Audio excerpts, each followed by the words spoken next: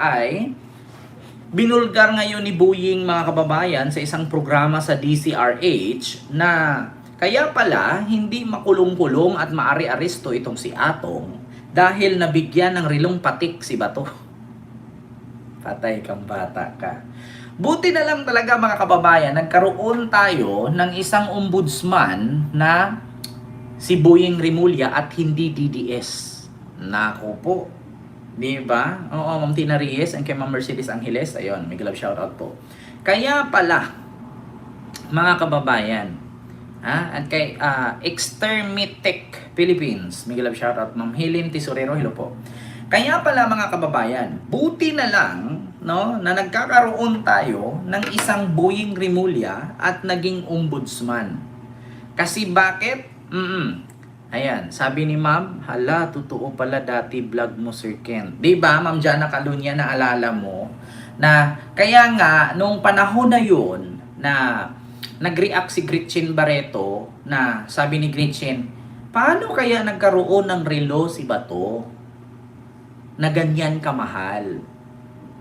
Kaya, yun ang sabi ni Gretchen.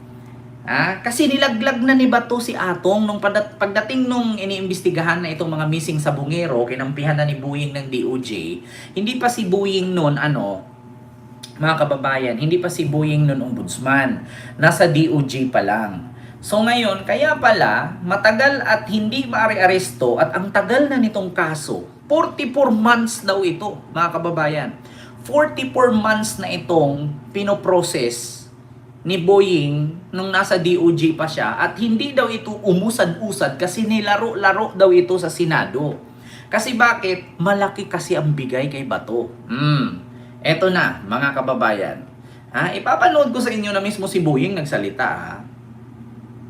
Ito, pakinggan ninyo. Ito, mga kababayan. 43 months. Mm. Itong 43 months. New trabaho. Trabaho. 43 months Ito, yan. hindi naman. Wala nang nandun ka pa sa DOJ, no? Sa DOJ Kung pala, yun. tinitira mo na yan, di ba? Pag-upo ko sa BBM administration, that's the first day, sinimulan natin yan, ang hirap kaya ng pinagdaanan At namin. ito, Ombudsman, hindi dahil sa kasama ka namin dito, Yung kasong yan, walang halos gustong gumalaw. Walang Kasi gusto natatakot gumalaw. at andap. Hindi lang yun. Eh, tsaka ginawa nila laro-laro sa Senate. Hindi lang yun. Yung Diba? Narinig nyo? Kaya walang gustong gumalaw sa kaso ni Atong Ang, mga kababayan, kasi nilaro-laro lang daw nila ito sa Senado. Kasi malaki nga bigay.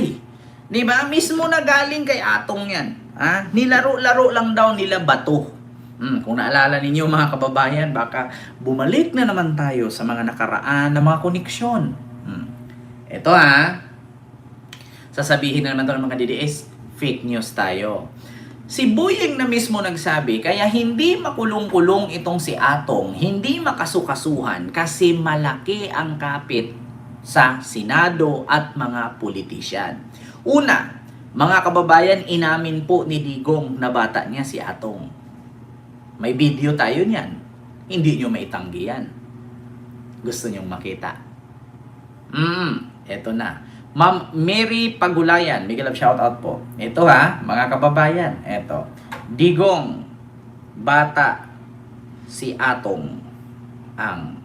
Ito pakinggan ninyo. Pinirma ni Pangulong Rodrigo Duterte na humingi siya ng tulong sa gambling consultant na si Charlie. Lumitaw ang videong ito kung saan kasama ni Atong. Sa simpleng saklaan ay Huwag May buwelta naman si Patido. Atong Ang para linisin ang hanay ng Philippine Charity Sweepstakes Office.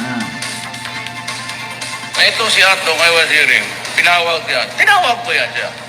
Sinabi ko, Atong, ikaw ang number 1 ng gambler dito sa Davao. Hawak mo lahat, huwag tayong magbulan. Pumunta ka doon sa PCUSO, hintuin mo yung lahat ng illegal at tulungan mo ang gobyerno. That was the only reason why I called for Atong Ang. Sinabi ni Pangulong Duterte bago siya umalis patungong India kahapon. Kasabay Diba? Hawak ni Digong lahat ang gambling sa Davao. Alam ni Digong at bata niya si Atong. Kaya inutusan niya si Atong pumunta sa PCSO para itigil daw ang gambling. Totoo nga bang natigil? Ngayon mga kababayan, meron ako ipakita ulit sa inyo. Kaya hindi nga maaari-aresto itong si Atong. Kasi bakit? Eto na. Si Digong mismo, sa bunganga ni Digong mismo nang galing. Digong.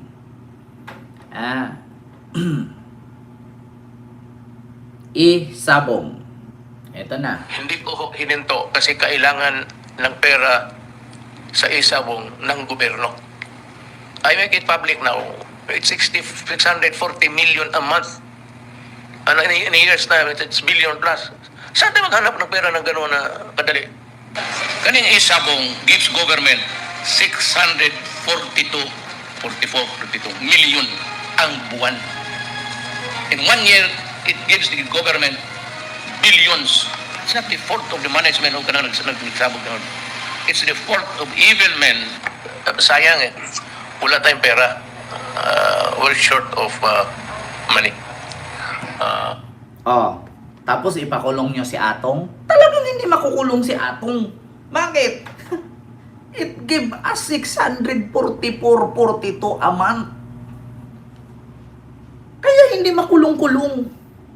Kaya nga sabi ni Boying, nilaro-laro nila yan. Kaya 44 months yan si Atong kinasuhan, hindi uusad-usad. Kasi ang daming koneksyon. Lalo na daw kay Bato, sabi ni Boying. Parinig ko sa inyo ulit ha. Sabi ni Boying Imagine, itong warrant of arrest kay Atong Ang, 43 months. Yung tinrabaho. Trabaho. 43 months Ito, yan. hindi naman. Wala nang nandun ka pa sa DOJ, no? Sa DOJ Kung pala, yun. tinitira mo na yan, di ba? Pag upo ko sa BBM Administration, that's the first day, sinong sinimulan natin yan? Ang hirap kaya ng pinagdaanan At namin. ito, Ombudsman, hindi dahil sa kasama ka namin dito, Yung kasong yan, walang halos gustong gumalaw. Wala Kasi natatakot at andap. Hindi lang yun. At saka ginawa nilang laro-laro sa Senate. Hindi lang, Bato eh. hindi lang yun. Yung Diba? kaso na yan, ginawa-gawang laro sa Senado, lalo na kay Bato. Bakit? Kasi mga kababayan, pakinggan ninyo ang sabi ni Gretchen Barreto. Gretchen. Bato de la Rosa. Ito ha. Tinanggi ni Senator Ronald Bato de la Rosa ang paratang ng artistang si Gretchen Barreto na grandstanding lang ang kanyang ginagawang pag-imbestiga sa mga nawawalang sabungero. Ayan. Itinanggi rin ng senador ang paratang ni Barreto na nagsusugal o naglalaro siya ng sabong. Si Margot Gonzales magbabalita. Grandstanding lang, pakitang gilas lang. Para kay Senator Bato de Rosa, character assassination ang ginagawa ni Gretchen Barreto. Get down to business, Bato. Stop grandstanding. Just get down to the investigation. Ang mahal ng relo ni Bato, saan kaya nanggaling yan? My God! Tinanggi ni Senator Ronald Bato de la Rosa ang paratang ng artistang si Gretchen Barreto na grandstanding lang ang kanyang ginagawang pag-imbestiga sa mga nawawalang sabungero. Yung Itinanggi relo ni rin ng Bato. senador ang paratang ni Barreto na nagsusugal o naglalaro siya ng sabong. Si Margot Gonzales magbabalita. Para kay Senator Bato de Rosa, Balita, Senador Bato. Ako, eto na nga. Tinanggi ni Balita, ako, eto na nga. Si Senator Bato at si Gretchen mukhang nagpapatot sa lahat. Talagang di ayaw tantanan talaga. Ang Gretchen talagang habang Tungkol ito sa talpakan. Di sa ba? talpakan na sinabi ni Gretchen na sumakaya ka nga din, di ba? Nagsusugal ka rin, nagtatalpak ka din na dinidinay naman ni Bato. Huwag ka naman magbato-bato dyan para naman kapitbahay mo na hinihingan mo ng ulam si Senador Bato. Si Senator Bato, nanay. Oo. Grabe. Paano nga yan? At hindi pala Rolex yung nakita natin Oo, ni Gretchen. Paano kaya siya nagkaroon ng Rolex? Di ba sabi niya, Pikon, ang ating senador, pumatol. Kumain ng patola nung umagang yun. Tinanghalian, patola pa rin. Ano sinabi? Nung kinahapunan, patola pa rin ang Diba? Kaya sabi ni Gretchen, Kunwari ka lang, imbestiga, bumaliktad ka ngayon kasi nga si Boying na ang kursunadang mag-imbestiga kay ano. Ngayon, si Bato bumaliktad at kinalaban na si Atong. Kaya sabi ni Gretchen, aba, tumaya ka rin. Baka nakalimutan mo saan mo galing yung relo mo. Paano ka naka-afford ng mahal na ganyang relo? Saan yan galing? Yan yun mga kababayan. Kaya eto, nagkukunik-kunik na. Nagbubulgara na. Saan nga ba galing ni Bato ang relo niya? Kung walang nagbigay. Imposible naman magkano ang sinasahod mo, nanalo ka sa isabong, milyon-milyon. Do you think ang isabong, pag tumaya ka, milyon ang pananalunan mo, iriremit yun ng isabong? Loso! Tigil-tigilan nyo nga ako. Sinong tanga na magtataya ng halagang milyon tapos manalo ka ng 10 milyon sa isabong? Sige nga. Sinong nabalitaan ninyo na nanalo ng 50 milyon sa isabong? Walang tanga natataya ng 2 milyon, 3 milyon sa isabong. Kung tumaya ka man ng ganyan kamahal, pumunta ka doon sa mismong sugalan.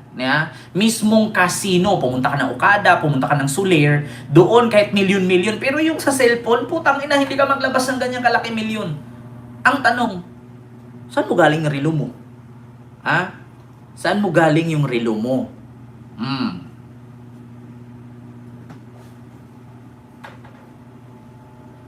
Yan ang tanong ngayon. Kaya sabi ni Boying, kaya hindi ito makulong-kulong si Atong, hindi makasukasuhan. Buti na nga lang mga kababayan, nagkaroon tayo ng ombudsman na si Boying. Kasi kung sila pa rin ngayon, mga kapartido ni Digong ang may hawak sa gobyerno, sa batas, at sa korte, nga. Kaya sila kinakabahan ngayon dito sa impeachment ni Sara. Mga kababayan. Kaya sila kinakabahan sa impeachment ni Sara kasi bakit? Wala na silang kapit. Si Boying na, hawak na ni BBM ang DOJ at ombudsman. Hindi na nila tanim yung mga tao dyan. Maliban na lang sa Supreme Court. Baka, alam nyo na, wala akong sinabi. Diba? Diba nabanggit na ni Gretchen yan relo ni Bato dun sa hearing? Kaya nga, diba, JL Diming? Kaya sabi ni Gretchen, aba, nag-grandstanding ka lang ng investigasyon yan, kunwari ka lang ganyan, kakalabanin mo na si Ato ngayon. Saan mo galing yung relo mo? Paano ka nagkaroon ng ganyang relo? Tumaya ka nga din. Nako. Sa madaling salita, binigyan ka rin. Diba? Ayan na ha, si Boying na nagsabi. Kaya hindi mare-aresto si Atong dahil protektado ni Bato. Diba? Eto na. Tapos sinabi pa ni Digong, kaya hindi ko tinigil yung isabong kasi kailangan ng gobyerno ng pera. Saan napunta yung 600 million a month? I-times mo sa 12, 600. Times 12, ilang billion yan? Saan napupunta yung billion-billion na yan? In 2 months, may 1.2 billion. So, mayroong 1.2. 2 times 6. Putang ina, kalaki-laki. Diba? Kulang-kulang 8 billion. Isang taon. Diba? Kulang-kulang 8 billion yung binibigay ni Atong isang taon sa gobyerno.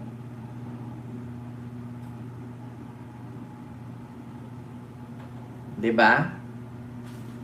Kaya yun, si Kopman ang himaya. Si Kopman ang nakinabang. Diba? Natatawa ko palagi pag ginaya mo si Digong. Diba? GL Diming, may glove shout out. Swapang talaga si Digong, tama, pambayad sa ICC. Ganyan pala kalakaran nila dyan sa Senado basta may suhol. Sabi ko nga sa inyo mga kababayan, kay Boying galing yan ha. Baka sasabihin nyo naman, gumagawa-gawa ako ng kwento. Si Boying nagsabi, nilaro-laro lang daw nila ang kaso ni Atong dyan sa Senado, lalong-lalo na si Bato. Diba? Alam nyo na, mga kababayan.